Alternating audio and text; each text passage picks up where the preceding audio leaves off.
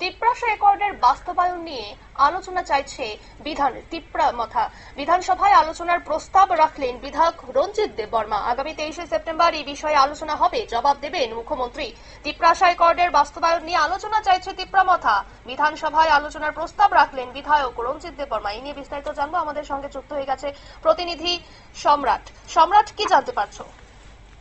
একদম রিয়া, তিপ্রামথা রাজ্য সরকারের অন্যতম একটি শরিক দল, যাদের কাছে 13টি আসন রয়েছে, তারা কিন্তু এবার বিধানসভা অধিবেশনে কিন্তু তিপ্রাসা হাইকোর্টে দিয়ে 2024 সালের মার্চ মাসে তিপ্রামথা দল রাজ্য সরকার কেন্দ্র সরকারের মধ্যে স্বাক্ষরিত হয়েছে, তার বাস্তবায়ন নিয়ে কিন্তু আলোচনা চাইছে।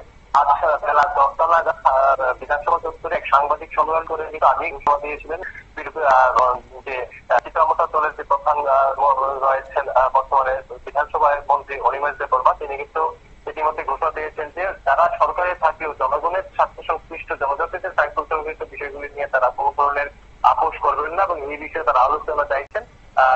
বেলা দুপুর নাগাদ বিধানসভা অধিবেশনের মধ্যে বিষয়টি অধ্যক্ষের কাছে অধ্যক্ষ তুলে ধরেন যে এরকম একটি প্রস্তাব এসেছে। বিধায়ক রঞ্জিত দেববর্মা এই প্রস্তাব তুলেছেন যে যে তিপ্রাসা অ্যাকর্ড রয়েছে তার উপরে বিস্তারিত আলোচনা চাইছেন এবং এই আলোচনা যখন মুখ্যমন্ত্রীর সামনে পেশ করা হয়, তিনি আগামী 23 সেপ্টেম্বর মানে আগামী মঙ্গলবার বিধানসভা অধিবেশনের দ্বিতীয় এবং শেষ দিন, সেই দিনে তিনি জবাব পেতেন এবং এই বিষয়ে বিস্তারিত আলোচনা হবেন বলে কিন্তু মুখ্যমন্ত্রী জানিয়ে দিয়েছেন।